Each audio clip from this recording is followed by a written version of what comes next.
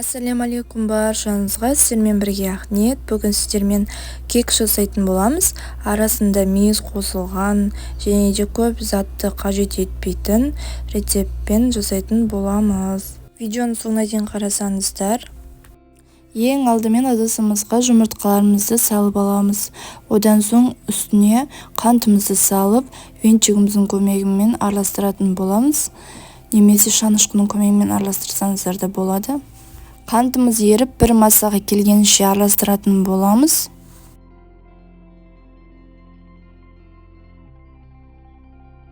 Келесі сүтімізді қосамыз.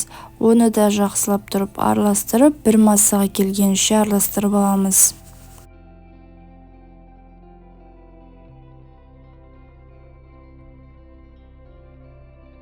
Одан соң сұйық майымызды қосып аламыз. Оны да жақсылап араластырамыз.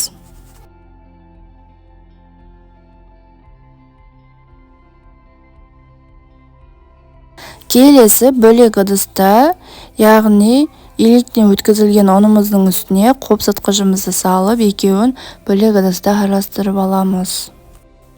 Жаңағы сұйық массамызға ұнымызды қосамыз. Жаңағы қою массамызды екеуін жақсылап тұрып араластырамыз. Арасы іртік болып қалмау керек.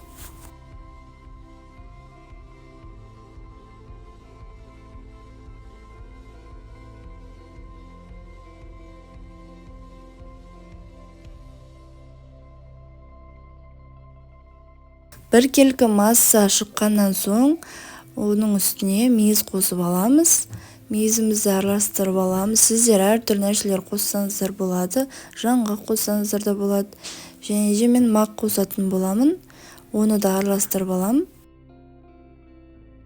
Келесі кондитерский мешогымызды осылай стаканымызға кигізіп аламыз. Және де жаңағы дайын болған қою массамызды осы кондитерский мешогымызға құйып алатын боламыз.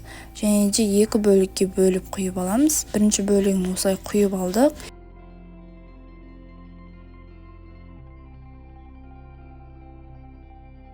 Дәл жаңағыдай қайталап, екінші бөлігін құйып алатын боламыз кекісіміздің.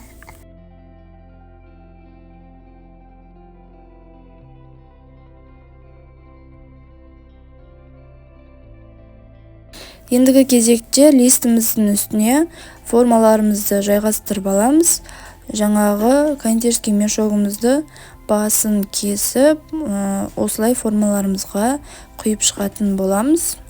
Қатты толтырмаңыздар, себебі қазір піскен кезде көтеріледі. Сол кезде сыртына шығып кетуі мүмкін. Сол үшін де қатты толтырмауларыңыз керек. Менің каналыма тіркеліп, қоңыраушаны басып қойсаңыздар, мендегі шыққан видеоларды алғаш болып көретін боласыздар.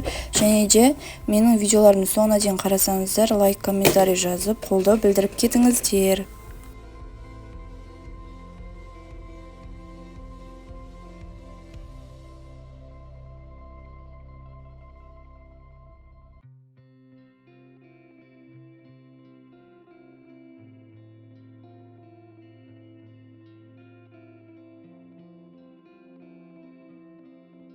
Осылай құйып дайындап алдық. Енді қызып тұрған пешімізде 180 градуста пісіріп алатын боламыз. Мінекей біздің кекстеріміз дайын болды. Жасап көрулеріңізге кеңес беремін.